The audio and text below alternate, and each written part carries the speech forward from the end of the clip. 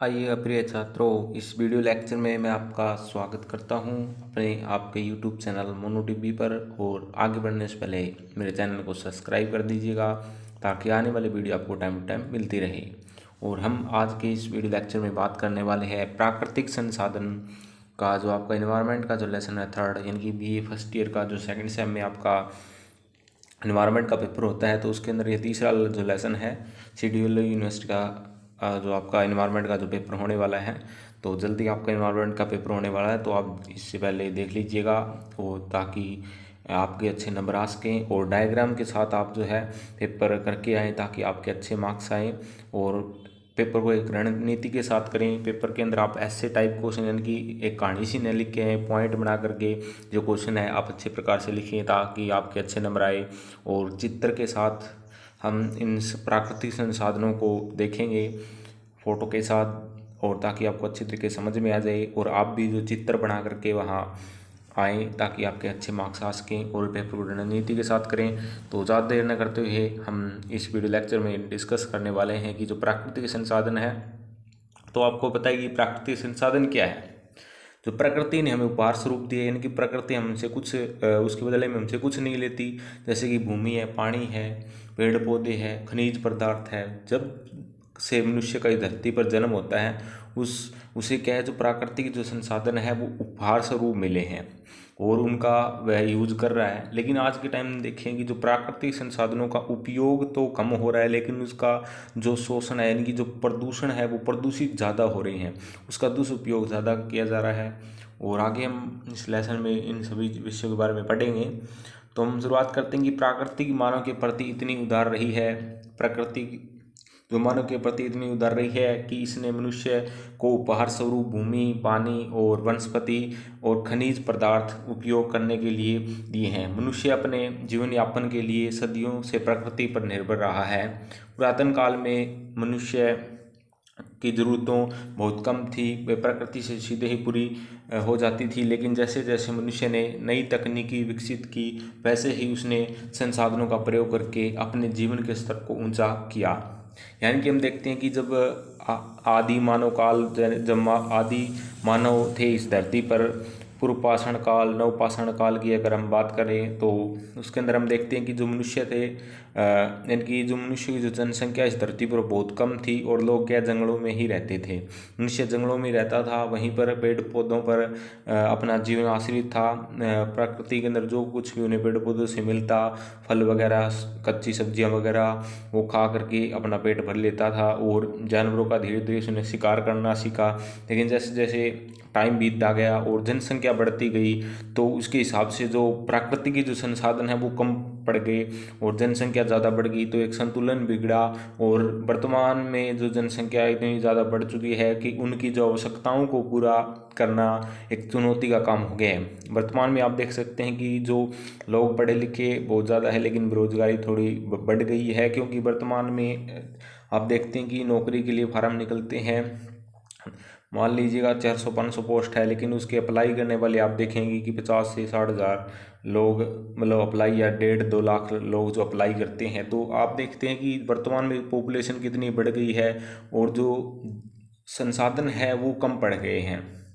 यानी कि कोई भी अगर आप देखें, जिस प्रकार ज़मीन का अगर आप देखें, तो वर्तमान में देखते हैं कि किसी के पहले 10-10 या 20-20 किले हुआ करते थे, लेकिन आज जो जनसंख्या बढ़ गई है उसके कारण जो क्या है, जो प्राकृतिक संसाधन है कि जो भूमि आपकी वो क्या कम पड़ गई। आज एक किसी के 2 किला, 1 किला या आधा किला आता है, या किसी की ज़मीन भी नहीं है। तो इस प्रकार आप देखते हैं कि वर्तमान में इस जिस प्रकार जनसंख्या बढ़ती रही, तो जो ज़मीनों का बंटवारा होता जाएगा और आने वाले टाइम में लोगों के पास इतनी भूमि भी नहीं बचेगी कि वो अपने लिए जो भोजन का उत्पादन कर सकें। तो इस प्रकार बढ़ती जनसंख्या प्राकृतिक संसाधनों पर क्या दबाव डालती है, और प्राकृतिक संसाधन क्या है, कम पड़ जाएंगे और जनसंख्या बढ़ जाएगी, तो आने वाले टाइम में ये बहुत बड़ी समस्या होने वाली है। तो इसी पर इस लेसन में बताया गया है। तो आगे हम देखते हैं कि इन बहुत आमी तकनीकों के इस्तेमाल से ही मनुष्य ने प्राकृतिक पदार्थों जैसे जीवाश्म ईंधन को प्राकृतिक संसाधनों में तब्दील कर दिया। प्राकृतिक संसाधन शब्द का प्रयोग सबसे पहले EF शूमाकर ने 1980 में किया था। यानी कि प्राकृतिक संसाधन का अगर प्रयोग अगर पूछ लिया जाए आपसे किसने किया, तो इनका नाम याद रखिएगा, EF शूमाकर ने इस शब्द का प्रयोग किया था। परिभाषा देख लेते हैं हम। वैसे तो अपनी तरफ से लिख सकते हैं, लेकिन फिर एक बार वो आप देख लेना कि संसाधन शब्द दो शब्दों से और साधन से बना है, जिसमें से का अर्थ है पुण्य अर्थात, तथा साधन का अर्थ है स्रोत।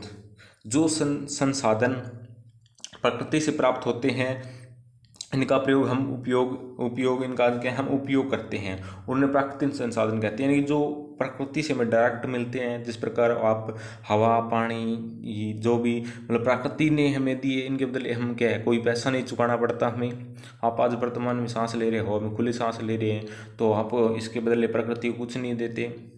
तो इस प्रकार जो प्रकृति ने जो उपहार स्वरूप में दिए हैं वो प्राकृतिक संसाधन कहलाते हैं। प्राकृतिक संसाधन की कुछ अन्य महत्वपूर्ण परिभाषाएं निम्नलिखित हैं। प्राकृतिक संसाधन प्रकृति द्वारा प्रदत्त उपहार हैं, यानी कि प्रकृति ने हमें भेंट स्वरूप दिए हैं। मैकनाल के अनुसार प्राकृतिक संसाधन प्रकृति द्वारा प्रदत्त वे संसाधन है जो मनुष्य के लिए उपयोगी होते हैं, जो मनुष्य के लिए क्या उपयोगी है। जैवमंडल में स्थित कोई भी साधन जो वर्तमान और भविष्य में मनुष्य के लिए उपयोगी हो सकता है, प्राकृतिक संसाधन कहलाता है। प्राकृतिक पदार्थ जैसे पानी है, हवा है, भूमि है, पेड़ पौधे, जीव जंतु, खनिज पदार्थ मनुष्य के लिए क्या बहुत ही ज़्यादा अति आवश्यक है। तो इस प्रकार आप देखते हैं कि जितने भी ये प्राकृतिक संसाधन है इस धरती पर बहुत ज़्यादा मात्रा में उपलब्ध है, लेकिन आज जो बढ़ती जनसंख्या के लिए ये क्या है कम पड़ रहे हैं।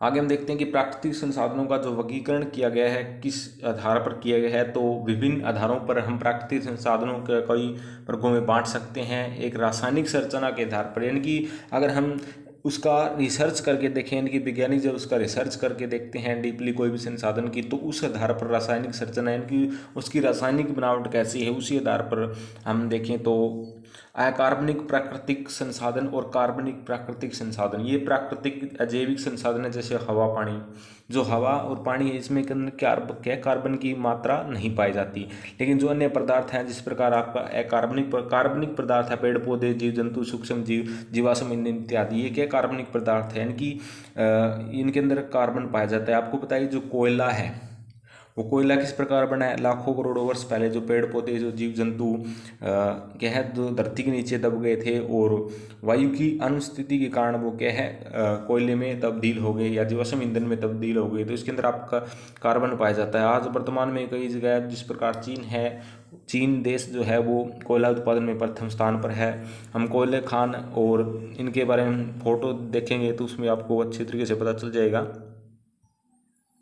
ये देख सकते हैं आप, इसके अंदर आपको कोयले खान क्षेत्र दिखाया गया है। चीन के अंदर ये जो कोयले खान क्षेत्र है, यहाँ कोयला क्या खोद के बाहर निकाल लिया गया है और ये जो एक क्या कार्बनिक पदार्थ है, यानी कोयले के अंदर कार्बन पाया जाता है और इसे जलाया जाता है तो ये ऊष्मा देता है। आपको पता है कि कोयले का बहुत ज़्यादा उपयोग है, इससे बिजली बनाई जाती है, बिजली संयंत्र भी बनाया जाता है। गोबर गैस प्लांट है, ये इसके अंदर ये क्या है गोबर गैस प्लांट है, यानी कि बायोगैस संयंत्र है जो ये भी क्या है कार्बनिक संसाधन है। और इसके बाद में हम देखते हैं कि जो कोयले इस प्रकार देख सकते हैं कि कोयले से जो बिजली बनाई जाती है, इस प्रकार के जो प्लांट आपने देखे होंगे हरियाणा के अंदर, खेदड़ के अंदर इस प्रकार का जो प्लांट है, लेकिन ये खेदड़ वाला प्लांट नहीं है, ये अलग प्लांट है, ये किसी और प्लांट की फोटो है। तो इस प्रकार आप देख सकते हैं कि जो कार्बनिक पदार्थ है जिनके अंदर कार्बन पाया जाता है, तो उन संसाधनों का मनुष्य किस प्रकार प्रयोग करता है। और आगे हम बढ़ लेते हैं, आगे हम देख लेते हैं कि जो मिश्रित प्राकृतिक संसाधन है वो कौन कौन से हैं। तो इन प्राकृतिक संसाधनों में जैविक और अजैविक दोनों गुण पाए जाते हैं। जैसे मृदा मिट्टी जैसे तो वैसे तो अजैविक पदार्थ आती हैं, लेकिन मिट्टी में पाए जाने वाले सूक्ष्म जीवों के कारण इसमें जैविक गुण भी शामिल होते हैं। जिस प्रकार आप देखें मिट्टी वैसे तो अजैविक है, यानी कि अजैविक है जिसके अंदर जीवन नहीं पाया जाता, लेकिन मिट्टी के अंदर जो सूक्ष्म जीव आप देखें केंचुए वगैरह है या अन्य छोटे मोटे कीड़े हैं, वो मिट्टी के अंदर मर के क्या उसके अंदर ही मिल जाते हैं या उसके अंदर जीवित रहते हैं। तो इस प्रकार उसके अंदर जैविक जीवों का भी कुछ पदार्थ पाया जाता है, यानी कि जो जीवित जीवों का भी अंश पाया जाता है। इसीलिए मिट्टी को क्या है वो मिश्रित प्राकृतिक संसाधन के अंतर्गत आती है, यानी कि इसके अंदर कार्बन भी पाया जाता है और कार्बन नहीं भी पाया जाता है, दोनों परिस्थितियाँ इसके अंदर देखने को मिलती हैं। मालिकाना हक के आधार पर अगर कोई भी संसाधन है, जिस प्रकार पेड़ पौधे है, कोई मान लीजिए कोई कहीं वन क्षेत्र है, तो उस पर किसका अधिकार है, किसी निजी व्यक्ति का अधिकार है या फिर किसी कंपनी का किसी बहुराष्ट्रीय कंपनी का अधिकार है या अंतर्राष्ट्रीय कंपनी का अधिकार है।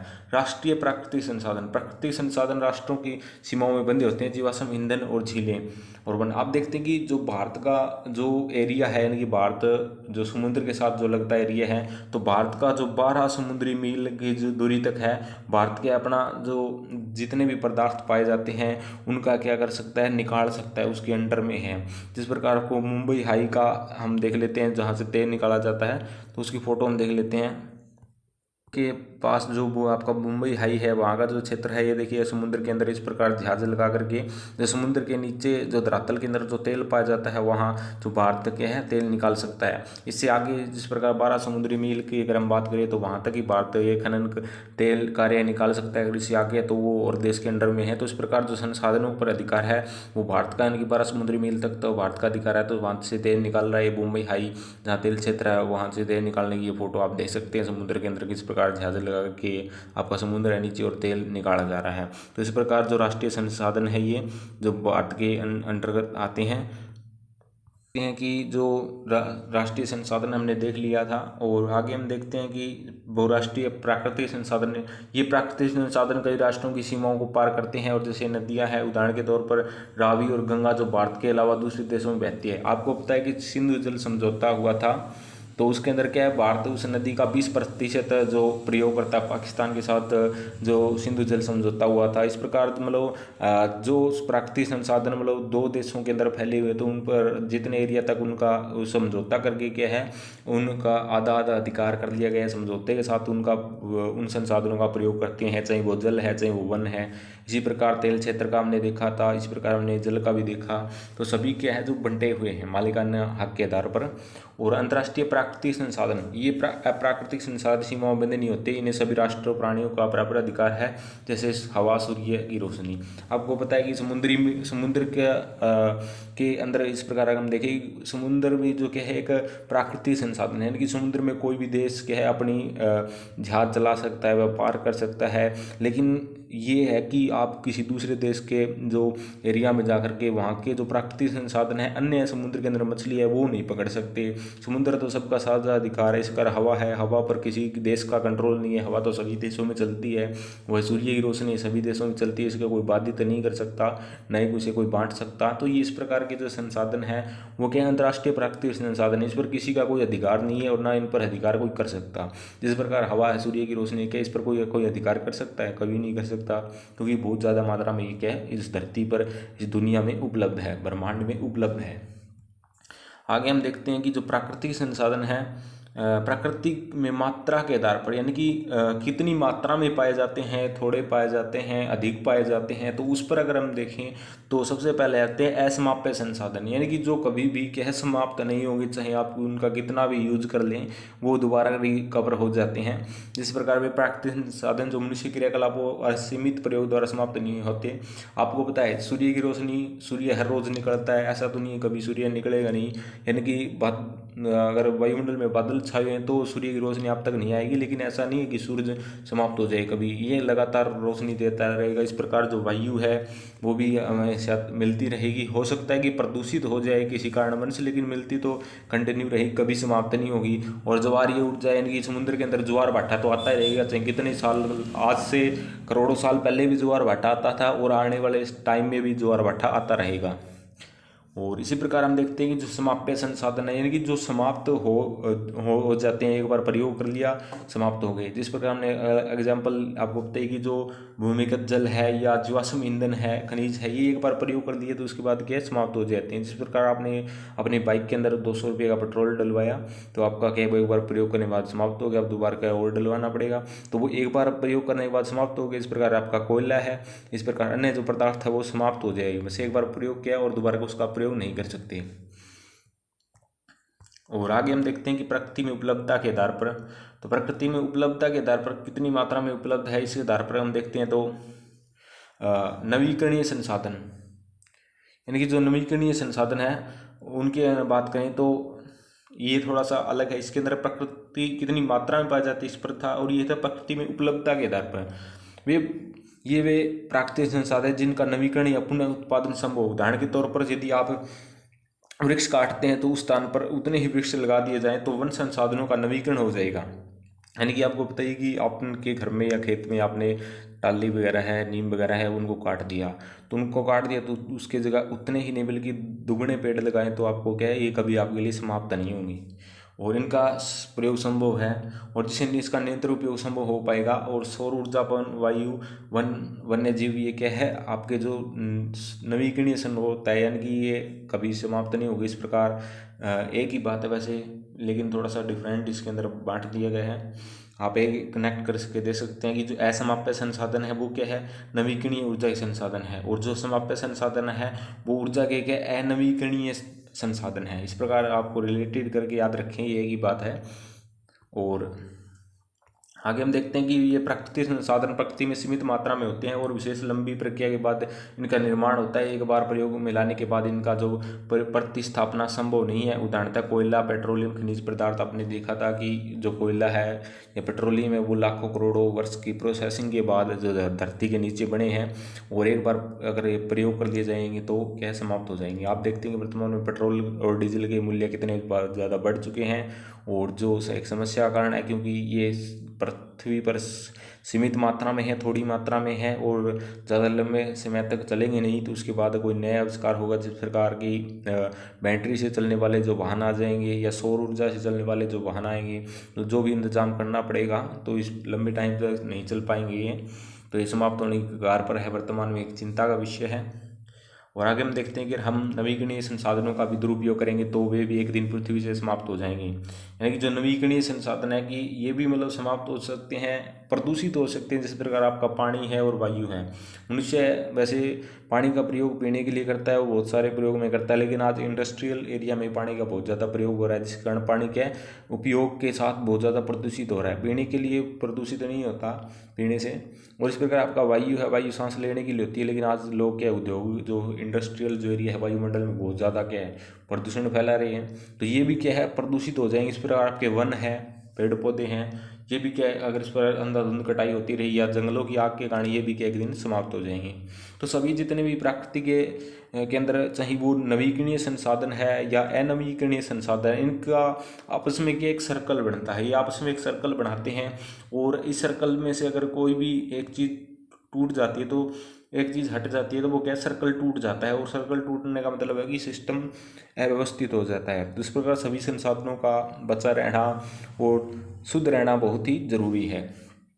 और आगे हम देखते हैं कि किसी भी संसाधन का प्रयोग और दुरुपयोग उसके अस्तित्व को निर्धारित करता है। यानी कि अगर आप उसका सही प्रयोग कर रहे हैं, अगर आप उसका दुरुपयोग कर रहे हैं, तो वो समाप्त हो जाएगा, उसका अस्तित्व क्या समाप्त हो जाएगा। अगर आपका उसका सही प्रयोग करते हैं तो उसका अस्तित्व वो समाप्त नहीं होगा।